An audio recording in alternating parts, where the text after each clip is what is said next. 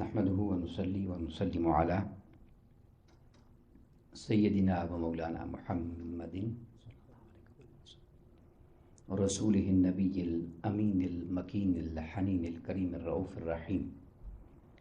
أما بعد فأعوذ بالله من الشيطان الرجيم. بسم الله الرحمن الرحيم. قال الله تبارك وتعالى في الكلام المجيد والفرقان الحميد انما يريد الله ليذهب عنكم الرجس اهل البيت ويطهركم تطهيرا. صدق الله مولانا العظيم. وقال الله تبارك وتعالى في شان حبيبه مخبرا وآمرا ان الله وملائكته يصلون على النبي يا ايها الذين آمنوا صلوا عليه وسلموا تسليما. مولاي صل وسلم دائما ابدا على حبيبك خير الخلق كلهم محمد سيد الكونين والثقلين والفريقين من عرب ومن عجم هو الحبيب الذي ترجى شفاعته لكل هول من الأهوال مقتحم. يا رب بالمصطفى بلغ مقاصدنا واغفر لنا ما مضى يا واسع الكرم. اللہ جل مجدہ خالق کائنات کی حمد و ثنا، وجہ تخلیق کائنات پیارے آقا کریم علیہ الصلوۃ والسلام کی بارگاہ میں عاجزانہ ہدیہ درود و سلام کے بعد تمام احباب اور سامعین کو السلام علیکم ورحمۃ اللہ وبرکاتہ. جتنا بھی شکر ادا کیا جائے خالق کائنات کا کم ہے، جس نے اپنی توفیق خاص اور احسان عظیم کے ساتھ ہم سب کو آج کی اس بابرکت اور مبارک محفل پاک میں شرکت کی توفیق عطا فرمائی ہے. آج کی اس مبارک مجلس میں میں اس عظیم ہستی کا ذکر مبارک کرنے کی سعادت حاصل کر رہا ہوں، جسے ابن رسول ہونے کا شرف حاصل ہے صلی اللہ علیہ وسلم، جو آقا کریم علیہ الصلوۃ والسلام کی نسل مبارک ہے اور آقا کریم علیہ الصلوۃ والسلام کی اولاد پاک ہیں، اور اہل بیت اطہار میں سے اپنے مقام کے لائق اور اپنی شان کے لائق ایک نہایت ہی منفرد اور عظیم مقام جنہیں اللہ تبارک و تعالیٰ نے نصیب فرمایا.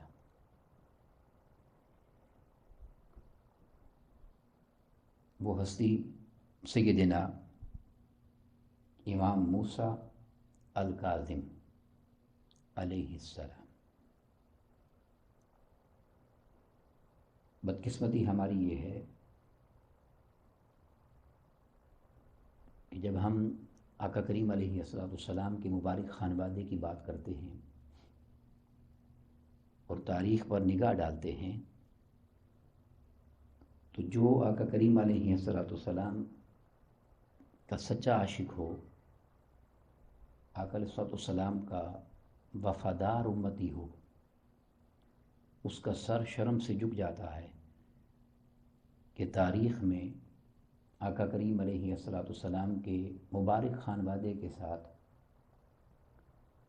جس طرح کا سلوک روا رکھا گیا.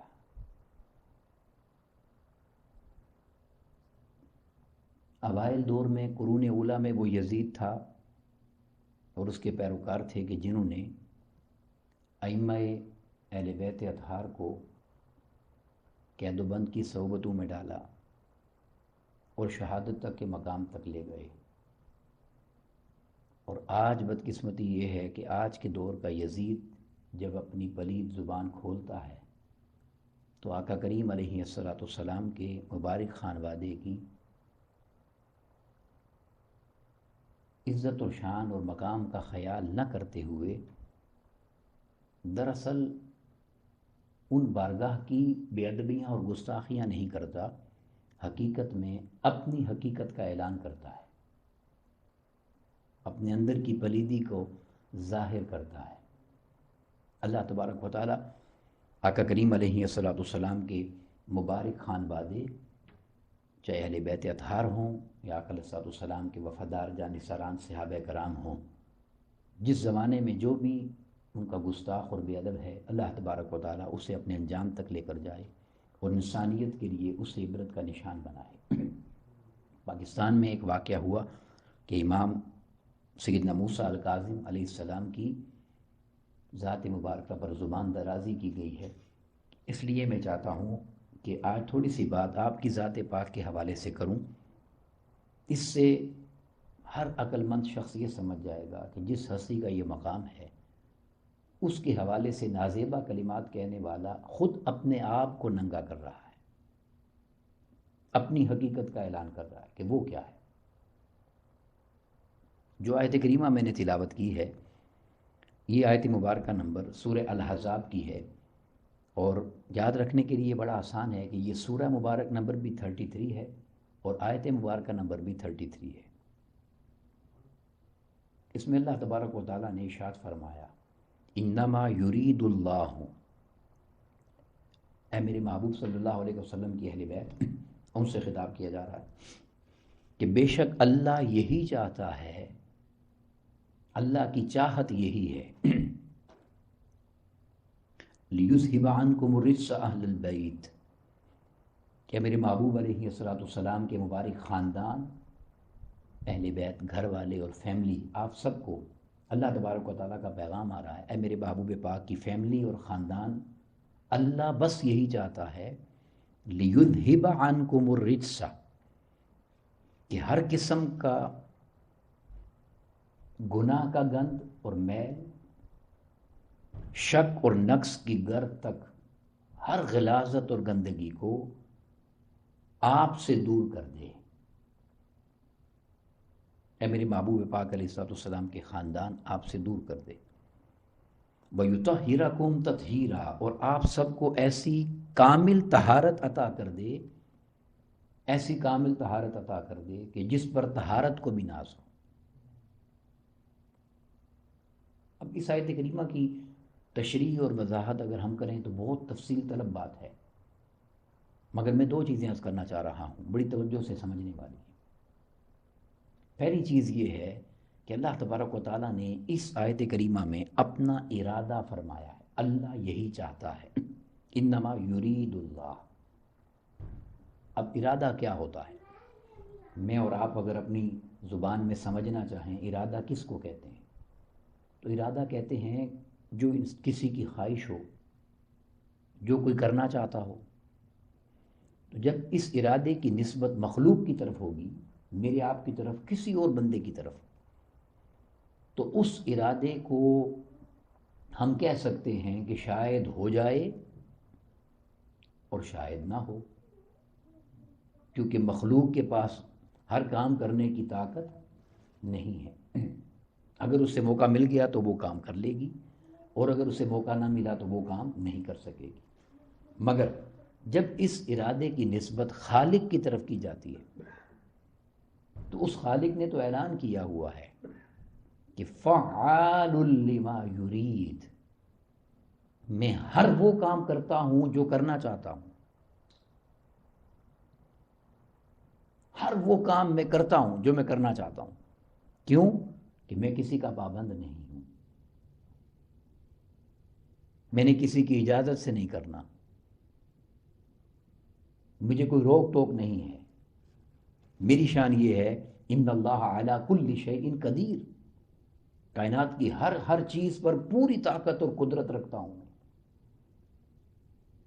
تو فرق یہ ہے کہ مخلوق کے ساتھ جب ارادے کی نسبت کی جائے گی تو وہ ڈاؤٹ فل ہو جائے گا، اس میں ہونے کا امکان بھی ہوگا اور اس میں نہ ہونے کا امکان بھی ہوگا۔ مگر جب اس ارادہ اور ول کی نسبت خالق کی طرف کی جائے گی تو اس کا مطلب یہ ہے کہ یہ کام ہو گیا ہے، ڈاؤٹ تو وہ دور کی بات، یہ کام ہو چکا ہے، کیونکہ رب کائنات خود ارشاد فرماتا ہے، انما امرہ اذا اراد شیئا، پھر وہی ارادہ آ گیا، جب میں کسی کام کرنے کا ارادہ کرتا ہوں تو کیا ہوتا ہے؟ ان یقول لہ کن، بس صرف میں نے کن فرمانا ہوتا ہے، فیکون، وہ کام ہو جاتا ہے۔ تو گویا اب اس کا مطلب یہ ہے کہ اللہ تبارک و تعالیٰ آقا علیہ الصلوۃ والسلام کے مبارک خانوادے سے یہ فرما رہا ہے۔ اب اسی میں سے میں اگلے نقطے کی طرف آپ کو لے کے چلتا ہوں۔ اللہ رب العزت آقا علیہ الصلوۃ والسلام کے مبارک خانوادے اہل بیت اطہار سے فرما رہا ہے کہ اے میرے محبوب علیہ الصلوۃ والسلام کی فیملی، خاندان، گھر والوں، اللہ نے یہ کام کر دیا ہے کہ ہر گناہ کا میل، ہر قسم کی گندگی اور غلاظت، حتیٰ کہ شک اور نقص کی گرد تک کو بھی آپ سے دور کر دیا ہے۔ وَيُطَهِّرَكُمْ، اور طہارت عطا کر دی ہے، تطہیرا، ایسی طہارت کہ کائنات کی ہر طہارت آپ سے خیرات لیتی رہے گی۔ یہ اللہ تبارک و تعالیٰ نے اعلان کیا اور خبر دی انسانیت کو۔ اب یہاں میں آقا کریم علیہ الصلوۃ والسلام کی ایک حدیث پاک آپ سے شیئر کرنا چاہتا ہوں اس مضمون کے حوالے سے، پھر میں آپ کی ذات پاک کے حوالے سے چند ایک باتیں عرض کروں گا۔ اس حدیث پاک کو ابن ماجہ نے بھی نقل فرمایا، امام ابن ماجہ نے، امام طبرانی نے اور امام بہقی نے۔ حضرت عبداللہ بن صالح بن اسلط الحربی آپ روایت کرتے ہیں۔ حدیث پاک کے وہ الفاظ یہ ہیں پوری سند کے ساتھ: ان علی ابن ابی موسیٰ الرضا عن ابیہ عن جعفر ابن محمد عن ابیہ عن علی ابن الحسین عن ابیہ عن علی ابن ابی طالب رضی اللہ عنہم قال قال رسول اللہ صلی اللہ علیہ وسلم الایمان معرفۃ بالقلب وقول باللسان وعمل بالارکان۔ اس پوری سند کے ساتھ آقا علیہ الصلوۃ والسلام نے ارشاد یہ فرمایا کہ ایمان دل سے پہچاننے اور زبان سے اقرار کرنے کا نام ہے اور ارکان پر عمل کرنے کا نام ہے۔ حدیث پاک کے الفاظ یہ ہیں۔ اب یہ جو روایت کرنے والے حضرت عبداللہ بن سلام ہیں، یہ ارشاد فرماتے ہیں، آپ بیان کرتے ہیں کہ لو قرئ ھذا الاسناد، یہ جو اس حدیث پاک کی سند ہے جس میں اہل بیت اطہار کے نام ہیں، کون سے نام؟ یہ نام کہ حضرت علی بن موسیٰ الرضا اپنے والد گرامی سے، حضرت جعفر رضی اللہ تعالیٰ سے، اور وہ اپنے والد گرامی امام محمد سے، وہ اپنے والد گرامی حضرت علی سے، وہ اپنے والد گرامی امام حسین سے، اور وہ اپنے والد گرامی حضور بولا ہے کائنات علی مرتضیٰ علیہ السلام سے روایت کرتے ہیں۔ یہ جو نام ہیں پوری اہل بیت اطہار کے، آپ بیان کرتے ہیں لو قرئ ھذا الاسناد علی مجنون، یہ جو نام ہیں مبارک نام اہل بیت اطہار کے، اگر یہ پوری جو شجرہ اور نسب ہے یہ کسی مجنون پر پڑھ کے دم کر دو لبرا، تو اللہ اس کا مجنون دور کر دیتا، وہ پھر مجنون نہیں رہتا، وہ پاگل نہیں رہتا، پھر اس کو جو جنون ہے، جو دماغی خلل ہے، اگر اس پر یہ نام مبارک پڑھ دیے جائیں، صرف اہل بیت اطہار کے جو نسب مبارک ہے، جو شجرہ مبارک ہے، اگر کسی دماغ کی کمزوری والے شخص پر، مجنون پر یہ نام پڑھ کے دم کر دو، اللہ اس کو شفا عطا کر دیتا۔ اب یہاں میں ایک بات کہنا چاہتا ہوں جو واقعہ ہوا اس کے حوالے سے، کہ جب ان مبارک ہستیوں کی عزت اور شان کا یہ عالم ہے کہ ان کا اگر نام پڑھ کے کسی پاگل پر دم کر دیا جائے تو وہ ٹھیک ہو جاتا ہے، یعنی ان ناموں کی عظمت کا یہ عالم ہے، ہستیوں کا مقام تو بہت اونچا ہے۔ تو اس کا مطلب یہ ہوا کہ ان مبارک ہستیوں پر زبان درازی وہی کر سکتا ہے جس کا دماغ کام نہیں کرتا، جو بے وقوف پاگل مجنون جاہل ہوگا۔ کوئی عقل و شعور رکھنے والا شخص ان مبارک ہستیوں کی بارگاہ میں زبان درازی کبھی نہیں کرے گا۔ جو کرتا ہے، میں اس لیے کہا، وہ اپنی حقیقت کا اعلان کرتا ہے کہ میری اصل کیا ہے۔ اور چونکہ آیت کریمہ نے بتا دیا کہ ہر کمزوری، ہر نقص، ہر گند اللہ نے ان سے دور کر دیا ہے، تو اس کی تشریح میں مفسرین بیان کرتے ہیں کہ اگر کسی شخص کے باطن میں تھوڑی سی بھی پلیدی ہو، تھوڑی سی بھی غلاظت ہو، تو یہ ہستیاں اتنی پاک ہیں کہ رب کائنات انہیں ان ہستیوں کے ذکر کی خیرات عطا نہیں کرتا، محبت تو دور کی بات ہے۔ تو جو شخص بھی آقا کریم علیہ الصلوۃ والسلام کے مبارک خانوادے پر زبان درازی کرتا ہے، وہ اصل میں اپنی غلاظت اور اپنی گندگی اور اپنی پلیدی کا اعلان کرتا ہے۔ اللہ تبارک و تعالی ہمیں اس سے محفوظ فرمائے۔ اب اگر ہم بات کرتے ہیں سیدنا امام موسیٰ الکاظم علیہ السلام آپ کی ذات مبارکہ کے حوالے سے، تو آپ کا نام نامی سیدنا امام موسیٰ الکاظم علیہ السلام بن سیدنا امام جعفر الصادق علیہ السلام بن سیدنا امام محمد الباقر علیہ السلام بن سیدنا امام زین العابدین علیہ السلام بن امام علی مقام امام حسین علیہ السلام بن حضور مولا کائنات سیدنا علی مرتضیٰ علیہ السلام. یہ وہی نام ہیں جو اس مبارک سند میں آئے روایت میں. یہ پڑھ کر اگر دم کریں تو اللہ بیمار اور مجنوں کو شفا عطا کرتا ہے. یہ وہ ہستی ہیں. اللہ تبارک و تعالیٰ نے ان کو یہ مقام اور یہ عزت اور یہ شان عطا فرمائی، یہ شرف عطا کیا کہ آپ نے 20 سال اپنے والد گرامی سیدنا امام جعفر الصادق رضی اللہ عنہ کی صحبت میں گزارے. 20 سال کا عرصہ آپ کی پرورش سیدنا امام جعفر الصادق رضی اللہ عنہ نے فرمائی. اب یہ عدد یاد رکھ لیں. اب اس عدد کی فضیلت سمجھنے کے لیے ایک قول میں یہاں کوٹ کرتا ہوں سیدنا امام اعظم ابو حنیفہ رحمۃ اللہ تعالیٰ علیہ کا.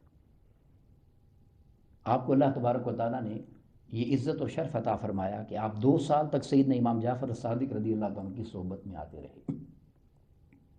حضرت امام اعظم ابو حنیفہ رحمۃ اللہ تعالیٰ علیہ آپ بیان کرتے ہیں کہ اگر میری زندگی سے وہ 2 سال سکپ ہو جائیں، وہ نکل جائیں، اور میرے پاس وہ 2 سال نہ ہوں جن 2 سالوں میں مجھے سیدنا امام جعفر الصادق رضی اللہ عنہ کی نسبت کی خیرات ملی ہے، ان کے ساتھ بیٹھنے کا موقع ملا ہے، ان سے سیکھنے کا موقع ملا ہے، اگر یہ 2 سال میری زندگی سے نکل جائیں تو ابو حنیفہ ہلاک ہو جائے گا.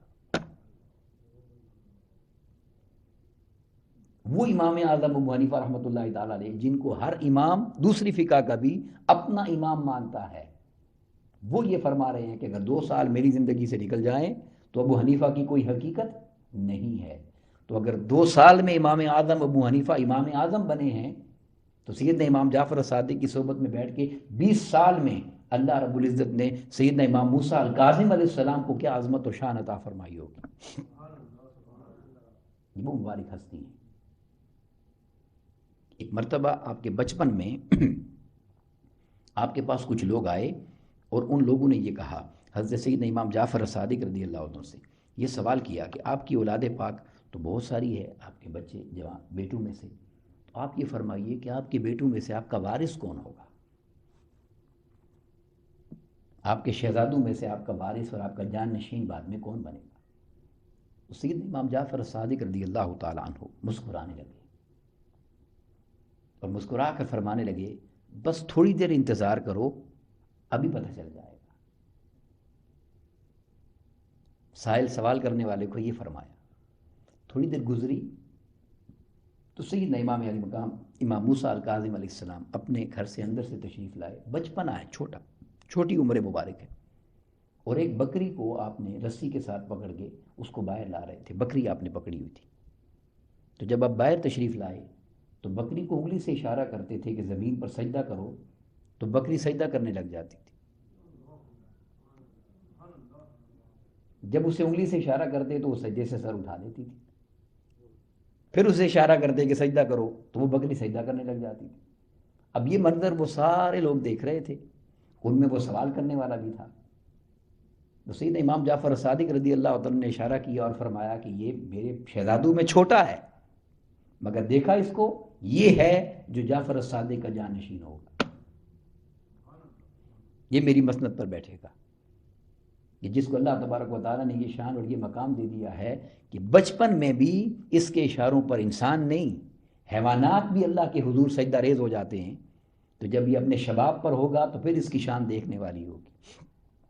یہ وہ سیدنا امام موسیٰ الکاظم علیہ السلام ہیں.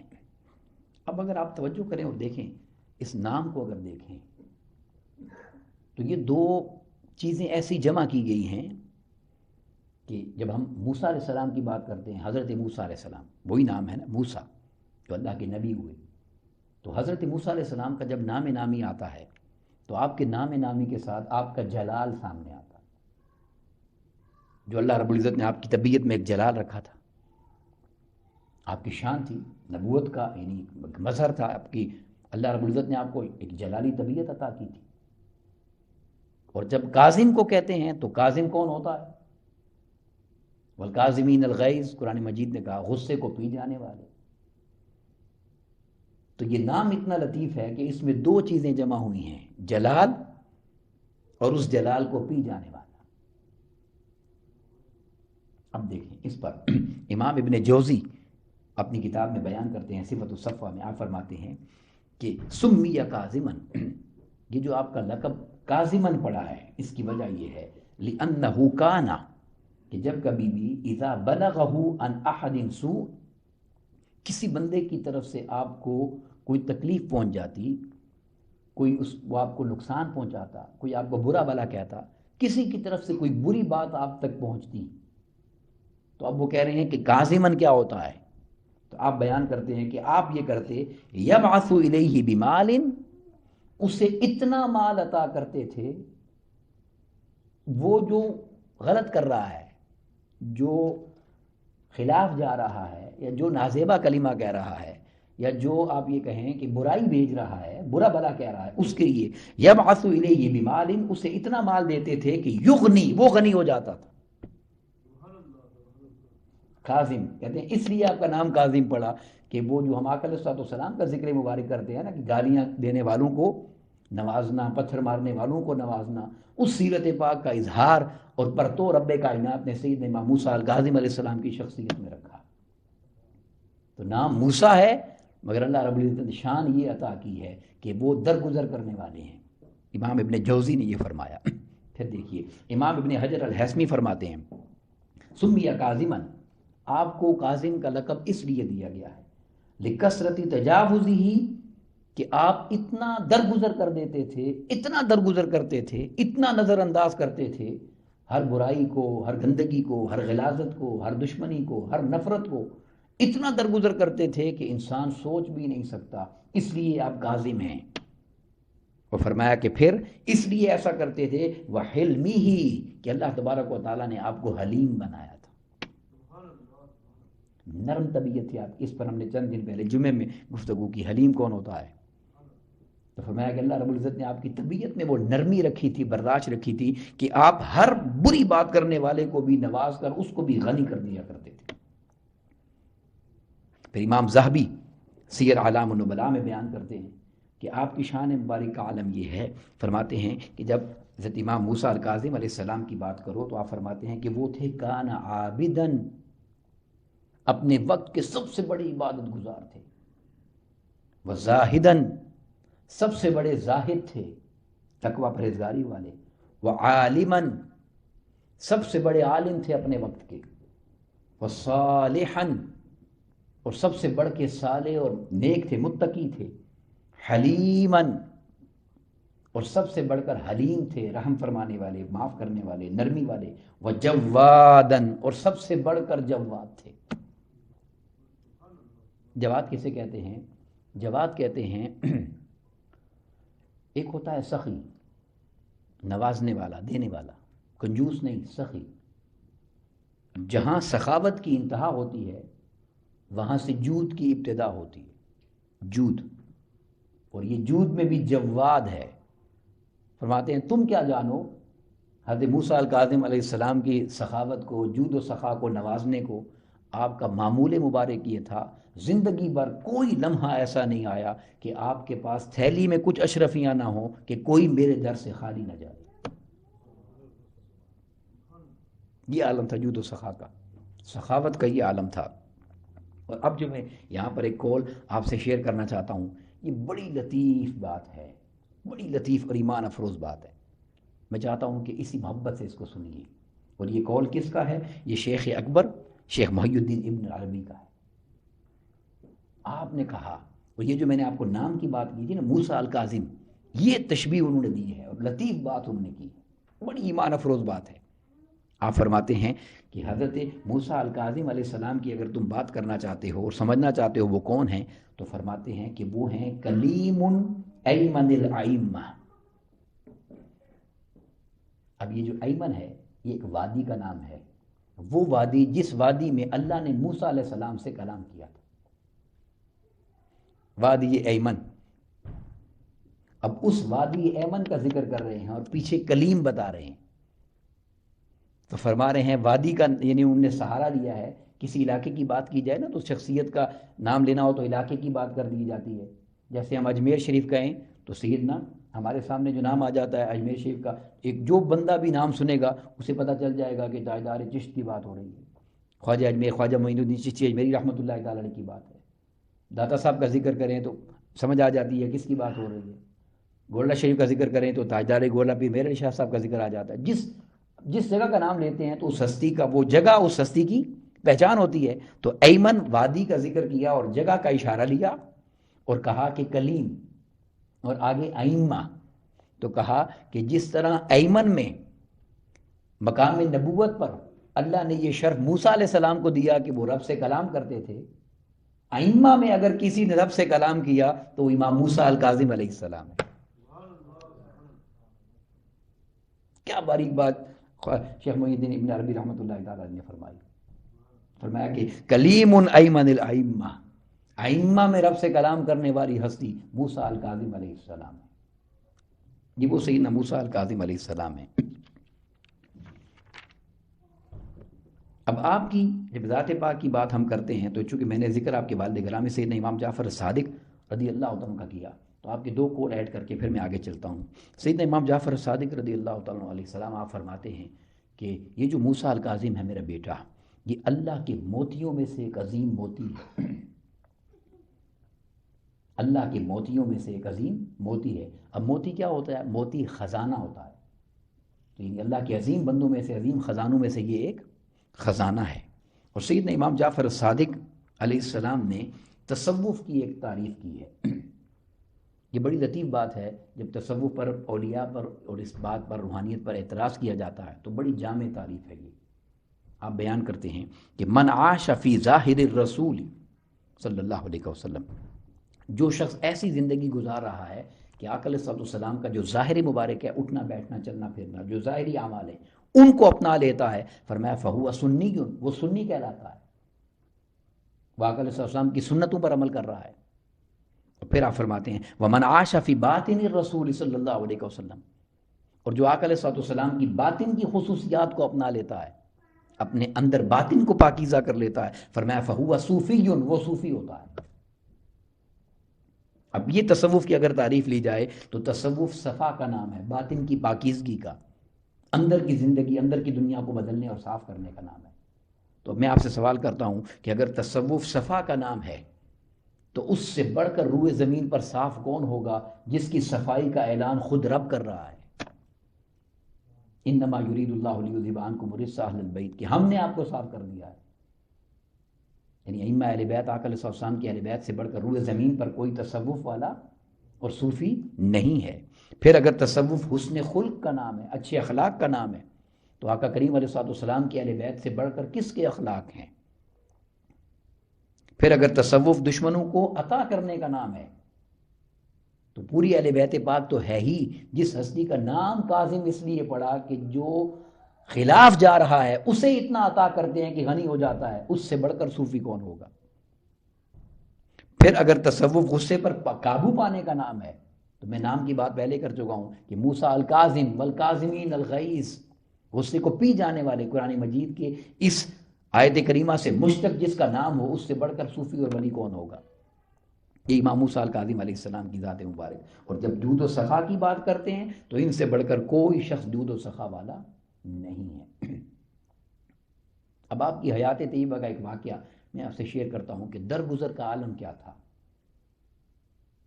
کس طرح عطا اور معافی، دشمن کو بھی کس طرح نوازتے تھے۔ مدینہ پاک میں ایک شخص آپ کے ساتھ ظاہری طور پر شدید دشمنی کرتا تھا، شدید دشمنی، اسے کوئی غلط فہمی تھی، بہت دشمنی کرتا تھا۔ آپ سے محبت کرنے والے لوگوں نے یہ کہا کہ اے امیر المومنین، اے امام مبارک، آپ ہمیں اگر اجازت دیں تو ہم اس کو کوئی سبق سکھائیں جا کر۔ ظاہر ہے وہ امام موسیٰ الکاظم علیہ السلام کی گستاخی اور بے ادبی کرتا تھا، تو آپ نے فرمایا کہ اس کو سبق سکھانے سے بہتر ہے کہ چلو اس سے چل کے بات کرتے ہیں۔ آپ اس کے پاس خود تشریف لے گئے، ساتھ آپ کے ساتھ لوگ بھی تھے۔ جب آپ وہاں پہنچے تو آپ نے اس سے پوچھا کہ بھائی کیا وجہ ہے، تم کیوں اس طرح کرتے ہو، یا تمہارا ایسا بیہیویئر کیوں ہے؟ اس نے کہا کہ میرے باغ کو آپ کی وجہ سے نقصان پہنچا ہے۔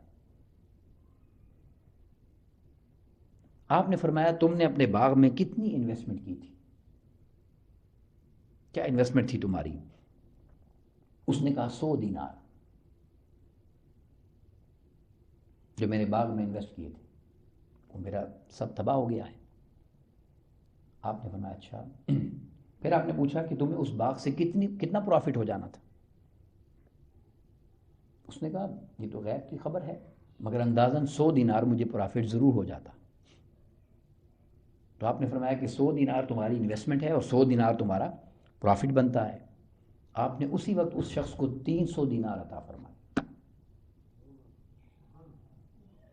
300 دینار اس کو عطا فرمائے، اور 300 دینار عطا فرما کے آپ نے فرمایا اب میں تمہیں ایک بات بتا دیتا ہوں کہ اس باغ میں چاہے کچھ بھی ہو گیا ہے، اس بار بھی تمہارا پھل اگے گا، ہوگا۔ تمہیں باغ میں نقصان نظر آ رہا ہے، اس بار بھی تمہیں پھل ملے گا، اور اس بار جو تمہیں پھل ملے گا وہ آج سے بڑھ کر ملے گا جو تمہیں ملتا تھا، اس سے بڑھ کر ملے گا جو تمہارا پروفٹ ہوتا تھا۔ ایسا ہی ہوا۔ جب یہ معاملہ ہو گیا تو وہ شخص ہر روز مدینہ پاک میں مسجد نبوی میں آ کے بیٹھ کے اونچی آواز سے آپ کا نامی لے کر آپ کے لیے دعائیں کرتا تھا۔ وہ جو دشمن تھا گالیاں دیتا، زبان درازی کرتا تھا، وہ تو ایک دن جب آپ گزرے وہاں سے اور دیکھا وہ آپ کا نام لے کر آپ کے لیے دعائیں کر رہا تھا، تو وہ لوگ جو آپ سے کہہ رہے تھے کہ اس کو جا کے سبق سکھاتے ہیں، آپ نے ان کو بلایا، اور ان کو بلا کر آپ نے فرمایا جو کام تم کرنا چاہتے تھے وہ اچھا تھا، یا یہ کام جو رب نے کر دیا ہے یہ اچھا ہے؟ یعنی وہ اس کو نقصان پہنچا دیتے، تکلیف پہنچاتے، شاید مار دیتے، مگر کہا نہیں، جو تم کرنا چاہتے تھے وہ کام اچھا نہیں ہے، یہ کام اچھا ہے جو اب ہو گیا ہے کہ اللہ تبارک و تعالیٰ نے اس کو اتنا فائدہ عطا کر دیا ہے۔ یہ ہے موسیٰ الکاظم۔ اور آپ کی ذات پاک کے حوالے سے ایک بڑا ہی لطیف واقعہ ہے جو حضرت شقیق بلخی رحمۃ اللہ تعالی علیہ نے بیان فرمایا، جو تصوف کی دنیا میں ایک عظیم نام ہے، صوفیاء کے سرتاج ہیں۔ اب بیان کرتے ہیں کہ میں حج کے لیے جا رہا تھا تو مقام قادسیہ پر میں نے دیکھا کہ کچھ لوگ جمع ہیں، رکے ہوئے ہیں حج کے سفر کے لیے، اور ان سارے لوگوں سے تھوڑا ہٹ کے ایک سائڈ پہ ایک جوان بچہ بیٹھا ہوا ہے جس نے اپنا ظاہری لباس ایسا بنایا ہوا ہے کہ جیسے وہ یہ چاہتا ہے کہ لوگ میری طرف آئیں، میری خدمت کریں اور میری ساتھ جڑ جائیں، میرے کام میں لگ جائیں۔ تو آپ بیان کرتے ہیں، حضرت شقیق بلخی رحمۃ اللہ تعالی علیہ بیان کرتے ہیں کہ میرے دل میں یہ خیال آیا کہ اگر یہ لوگ اس کے ساتھ لگ گئے، اس کی خدمت کرنے لگ گئے، تو شاید حج سے محروم رہ جائیں، حج تک نہ پہنچیں۔ تو چلو میں چل کے اس کو نصیحت کرتا ہوں، اس کو کچھ سمجھاتا ہوں، یہ کیا کر رہا ہے بھائی، یہ غلط کام ہے، اور لوگوں کو اس سے دور کرتا ہوں۔ تو جب آپ ان کے قریب تشریف لائے، اس سے پہلے کہ حضرت شقیق بلخی رحمۃ اللہ تعالی علیہ کچھ فرماتے، اپنی زبان سے کچھ کہتے، حضرت امام موسیٰ الکاظم علیہ السلام نے فرمایا یا شقیق، نام لے کر، اے شقیق، اجتنبوا کثیرا من الظن ان بعض الظن اسم۔ قرآن مجید کی آیت کریمہ تلاوت، سورہ حجرات کی۔ فرمایا اے شقیق، یہ جو دوسرے کے بارے میں خیال سوچنے لگ جاتے ہو نا، یہ جو دوسرے کے بارے میں انسان سوچتا ہے، یہ مت سوچا کرو، کیونکہ اکثر انسان دوسرے کے بارے میں غلط سوچ کر گناہ کرتا ہے۔ قرآن مجید کی آیت کریمہ ہے۔ حضرت شقیق بلخی فرماتے ہیں کہ میں حیران رہ گیا کہ اس شخص کو یہ بھی پتا تھا کہ میں کس لیے آ رہا ہوں۔ کہتے ہیں میں اسی حیرت میں تھا، وہ اٹھ کے چلے گئے، پھر مجھے نظر نہیں آئے، مگر اتنا ان کی بات کا اثر ہوا کہ میرے ارادے کو جان گئے، اور مجھے انہوں نے قرآن مجید کی آیت سے درس دے دیا، کہا کچھ نہیں، صرف آیت کریمہ پڑھی اور سبق مل گیا۔ تو فرماتے ہیں کہ مجھے اب انتظار تھا کہ کہیں وہ شخص مجھے دوبارہ ملے، میں اس سے معافی مانگوں، جو میں نے اس کے بارے میں بدگمانی کی ہے، برا ظن رکھا ہے، برا خیال کیا ہے، اس کی معافی مانگوں، اس سے اس کی دل آزاری ہوئی ہے۔ فرماتے ہیں کہ بہت دور جا کے ایک اور مقام پر میں نے دیکھا، مجھے وہ نوجوان نظر آ گیا۔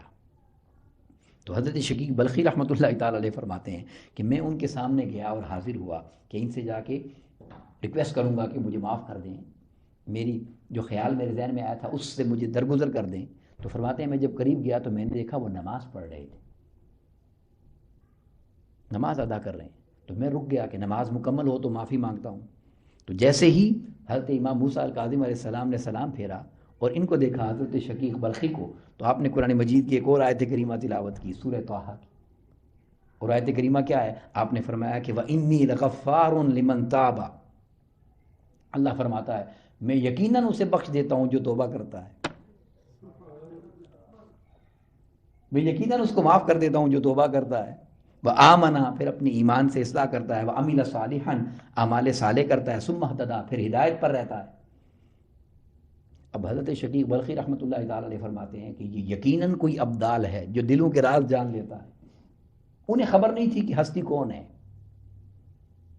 اس واقعہ نے اور ہلا دیا، مگر وہ اسی حیرت میں گم تھے کہ میری ساری باتیں جان کر مجھے اس نے آیت بھی وہ پڑھ دی کہ میں معافی مانگنے توبہ کرنے آیا ہوں۔ جب آنکھ کھلی اور توجہ سے دیکھا تو آپ وہاں موجود نہیں تھے۔ پھر کہتے ہیں پورے حج میں ڈھونڈتا رہا کہاں ملیں گے، پھر صحن کعبہ میں دیکھا کہ صحن کعبہ میں لوگ طواف کر رہے ہیں اور لوگ اپنے اپنے اعمال میں، ارکان میں مصروف ہیں، تو اچانک آپ صحن کعبہ میں تشریف لاتے ہیں۔ تو جب تشریف لاتے ہیں تو لوگ کعبۃ اللہ سے ہٹ کر آپ کے ساتھ چمٹ جاتے ہیں، آپ کے گرد جمع ہو جاتے ہیں، کوئی قدم بوسی کرنے لگ جاتا ہے، کوئی ہاتھ چومنے لگ جاتا ہے، کوئی ہاتھ مس کرنے لگ جاتا ہے، کوئی برکت کے لیے قریب ہونا چاہتا ہے۔ تو جب یہ سارا منظر دیکھتے ہیں تو پاس کھڑے ایک نوجوان کو پوچھتے ہیں خدا کے لیے بتا یہ کون ہے؟ پیچھے اتنے واقعات جو گزر چکے تھے، بتا خدا کے لیے یہ کون ہے؟ تو حضرت شقیق بلخی رحمۃ اللہ تعالی علیہ فرماتے ہیں اس نوجوان نے مجھے کہا آپ اس کو نہیں جانتے؟ یہ آقا کریم علیہ السلام کی نسل مبارک اور اولاد پاک ہیں، سیدنا امام جعفر الصادق رضی اللہ تعالیٰ کے شہزادے سیدنا امام موسیٰ الکاظم علیہ السلام ہیں۔ تو حضرت شقیق بلخی رحمۃ اللہ تعالی علیہ فرماتے ہیں صحن کعبہ میں نعرہ لگایا اللہ اکبر، اور نعرہ لگا کے فرماتے ہیں کہ یہ ہاں اسی نسل کا کام ہے کہ وہ ایسی ہوتی ہے، یہ آقا علیہ السلام کے خانوادے کا کام ہے۔ یعنی پیچھے جو سارا معاملہ آپ دیکھ کر آئے تھے یہ وہ سیدنا امام موسیٰ الکاظم علیہ السلام ہیں۔ اور یہ بات سمجھنے والی، آپ کا ایک لقب تو کاظم ہے، ایک لقب آپ کا اور ہے، اور وہ لقب آپ کا جو ہے وہ ہے باب قضاء الحوائج۔ باب الحوائج معروف ہے مگر وہ مختصر ہے، پورا نام باب قضاء الحوائج، حاجات کو پورا کرنے کا دروازہ، حاجات کو پورا کرنے کا دروازہ، جس کے لیے دعا فرما دیتے اور آپ کی زبان پاک سے کوئی جملہ نکل جاتا اللہ تبارک و تعالیٰ اس کی تقدیر کو بدل دیتا تھا۔ ایک مرتبہ آپ سفر پر تھے، ایک شخص کو دیکھا بڑا پریشان حال بیٹھا ہوا تھا، انتہائی پریشان حال۔ اس کو جب دیکھا تو اس سے پوچھا بھائی تمہیں کیا پریشانی ہے، کیوں اس طرح بیٹھے ہو؟ اس نے کہا حضرت میں فلاں قبیلے کا سردار تھا، مجھ سے غلطی ہو گئی، اللہ نے مجھ سے ساری نعمتیں چھین لیں، میرے پاس کچھ بھی نہیں بچا سوائے اس لباس کے جو میرے جسم پر ہے، کھانے پینے کا بھی محتاج ہو گیا ہوں، اس لیے یہاں جنگل میں ڈیرا لگایا ہے، بس اب ایک ہی آرزو ہے میری، اور جس دن سے بیٹھا ہوں یہی دعا کر رہا ہوں کہ اللہ میری ملاقات موسیٰ الکاظم سے کروا دے، ان سے دعا کرواؤں تو اللہ میرے حالات بدل دے، میرے پلے کچھ نہیں رہا۔ آپ نے فرمایا تم نے کیا گناہ کیا ہے؟ تو اس نے بتایا، مختصر آپ کو بتاتا ہوں، طویل واقعہ ہے۔ اس نے جو اس کا محل تھا، حویلی تھی اس سردار کی، اس قبیلے کا جو سردار تھا اس کے محل کے سامنے کچھ قبرستان تھا، ایک دو قبریں تھیں، وہ قبریں کچھ بوسیدہ تھیں، اس نے اپنے محل کو اور دیوار کو اور جائیداد کو بڑا کرنے کے لیے قبریں گرا کر اوپر اپنا گھر بنا دیا۔ اس کو خواب میں وہ ملتے رہے، خواب آتے رہے ان مردوں کی طرف سے کہ ہم نماز پڑھتے تھے، ہم اندر قرآن پڑھتے تھے، تم ہمارے اوپر اس طرح کر دیا ہے، نہ کرو نہ کرو، مگر وہ کہنے لگا میں نے خواب کو درگزر کرتا رہا اور اس پر توجہ نہیں کی، بس جب سے میں نے یہ کام کیا میرے حالات بگڑ گئے۔ پھر اس نے کہا میں نے توبہ بھی کی، وہ قبریں درست بھی کروا دی، مگر میرے حالات نہیں سنور رہے۔ تو آپ نے فرمایا کہ پہلی بات تو یہ ذہن میں رکھ لو کہ دعائیں قبول ہوتی ہیں۔ وہ جو دعا کر رہا تھا نا امام موسیٰ الکاظم سے ملاقات ہو جائے، دعائیں قبول ہوتی ہیں۔ اس نے کہا اگر ہوتی ہیں تو میری کیوں نہیں ہو رہی، میری کیوں نہیں ہو رہی، مجھے معافی کیوں نہیں مل رہی؟ آپ نے فرمایا تم جس سے ملنا چاہتے تھے وہ خود تمہارے پاس آ گیا، تم کہتے ہو کہ قبول نہیں ہوتی۔ وہ قدموں میں گر گیا اور قدم چوم کر کہنے لگا حضرت مجھے کوئی سبق دے دیں، میری بخشش کیسے ہوگی؟ آپ نے فرمایا کہ تم کثرت سے یہ دعا کیا کرو اللہم اغفر لی ولوالدی وللمؤمنین والمؤمنات والمسلمین والمسلمات، اپنے والدین کی بخشش اور مومن اور مومنین کی بخشش کی دعا کیا کرو، جتنی کثرت سے کرو گے اللہ تبارک و تعالیٰ تمہاری سرداری تمہیں واپس عطا کر دے گا۔ آپ سفر سے جو واپس تشریف لائے، واپس اس علاقے سے گزرے اور لوگوں سے پوچھا وہ نوجوان کدھر ہے، تو آپ نے لوگوں نے بتایا کہ یہ سب سے اونچا جو محل ہے یہ اسی نوجوان کا ہے اور اس کا قبیلہ یہاں آباد ہو چکا ہے۔ آپ کی حیات طیبہ کا آخری جس پر میں بات مکمل کرنا چاہتا ہوں، 55 سال عمر مبارک آپ کی، اور اس 55 سال عمر مبارک میں سے 14 سال آپ نے قید میں گزارے۔ وقت کے حکمرانوں نے ظلم و ستم کیا اور آپ کو قید میں ڈالا، 14 سال قید میں رہے۔ تو جب آپ قید میں جاتے تھے تو ساری رات نفل پڑھا کرتے تھے قید خانے کے اندر۔ ایک دن کسی شخص نے پوچھا کہ آپ قید خانے میں کثرت سے، عبادت تو ویسے ہی بہت ہے، قید میں جب آتے ہیں تو عبادت آپ کی زیادہ کیوں ہو جاتی ہے؟ غور سے سنیے گا۔ تو آپ فرماتے ہیں اس لیے کہ میں اللہ کا شکر ادا کرنے کے لیے عبادت کرتا ہوں قید میں آ کر۔ لوگوں نے پوچھا کہ ہمیں بات سمجھ نہیں آئی، تو آپ نے فرمایا کہ میں ہمیشہ ایک دعا اللہ سے مانگتا ہوں جو میری شروع سے اللہ کی بارگاہ میں ایک دعا ہے، اور وہ یہ ہے، اللہم انک تعلم انی کنت اسألک، اے میرے اللہ تو یہ بات بہتر جانتا ہے کہ میرا تیری بارگاہ میں ایک سوال ہے، میں تجھ سے ایک سوال کرتا ہوں، کیا؟ ان تفرغنی لعبادتک، مجھے یہ دنیا کے کام کاجوں سے فراغت دے تاکہ دل کھول کر تیری عبادت کروں۔ تو وہ مجھے قید خانے میں لے آیا ہے تاکہ ہر کام سے پیچھے ہٹ جاؤں اور اس کی عبادت میں لگ جاؤں۔ یہ دعا کی قبولیت کی بات فرمایا کہ اس لیے میں شکرانے کے لیے اللہ رب العزت کے حضور زیادہ سجدہ ریزیاں کرتا ہوں کہ اس نے میری دعا سن لی اور عبادت کے لیے مجھے فراغت عطا کر دی۔ 14 سال آپ نے قید میں گزارے اور پھر قید میں ہی آپ کو زہر دے کر شہید کر دیا گیا۔ مگر جس بات پر میں مکمل کر رہا ہوں، ہم ان ہستیوں کا ذکر کر رہے ہیں، بابو حوائج آپ کو قضاء الحوائج، وہ ہستی کہ جن کو اللہ رب العزت نے حاجات پوری کرنے کا دروازہ بنایا۔ امام شافعی رحمۃ اللہ تعالی علیہ فرماتے ہیں کہ تم تو اس ہستی کی بات کر رہے ہو کہ وہ حاجات پوری کرنے والی ہستی ہے۔ امام شافعی فرماتے ہیں کہ میرا آزمودہ وظیفہ ہے، زندگی میں نے یہ بات آزمائی ہے کہ آپ کی قبر بھی حاجات کو پورا کرتی ہے۔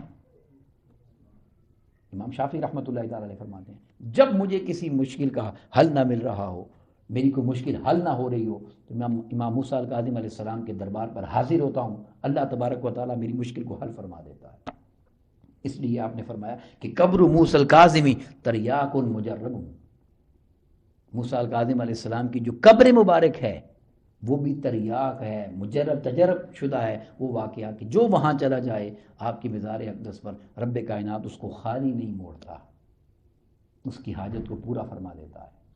تو سامعین ذی وقار، یہ آقا کریم علیہ السلام کی مبارک اہل بیت اطہار اور آقا کریم علیہ السلام کی اہل بیت اطہار کا وہ عظیم ستارہ ہے اور چاند ہے جسے اللہ رب العزت نے یہ عزت اور شرف عطا فرمایا کہ آپ نے ساری زندگی ہر آنے والے کو اپنی صحبت کی خیرات سے نوازا ہے۔ اور یہ وہ عظیم ہستیاں ہیں جو اللہ رب العزت نے آقا کریم علیہ السلام کی، جن کو نسل مبارک ہونے کا شرف عطا کیا ہے۔ اللہ تبارک و تعالی ہمیں آقا کریم علیہ السلام کے مبارک خانوادے سے وفا عطا کرے اور ان کے مقام کی معرفت عطا کرے، اور جو بھی آقا کریم علیہ السلام کی مبارک اہل بیت اطہار سے عداوت رکھتا ہے یا بدگمانی کرتا ہے یا زبان درازی کرتا ہے، اللہ تبارک و تعالیٰ اسے خود اپنے انجام تک لے جائے۔ میں اس شعر پر اپنی گفتگو کو مکمل کرتا ہوں۔ شاعر نے بڑی لطیف بات کی ہے کہ جب بھی اہل بیت اطہار علیہ السلام کی اگر بے ادبی اور گستاخی کی جائے گی تو یہ نہ سمجھیں کہ یہ گستاخی اور بے ادبی اہل بیت پاک کی ہے، یہ گستاخی اور بے ادبی براہ راست آقا علیہ السلام کی بنتی ہے۔ اور شاعر نے بڑی خوبصورت بات کی ہے کہ جلد دیکھ لے گا تو انجام محمد کے عدو کا، دشمن کا، جلد دیکھ لے گا تو انجام محمد کے عدو کا، کہ منہ پر ہی گرا جس نے بھی ہے چاند پر تھوکا، منہ پر ہی گرا جس نے بھی ہے چاند پر تھوکا۔ اللہ تبارک و تعالی ہمیں دنیا آخرت میں آقا کریم علیہ السلام کے خانوادے کی نسبت کی خیرات عطا کرے اور ان ہستیوں کے فیض کو اللہ تبارک و تعالی ہماری نسلوں میں جاری و ساری فرمائے۔ وما علینا الا البلاغ۔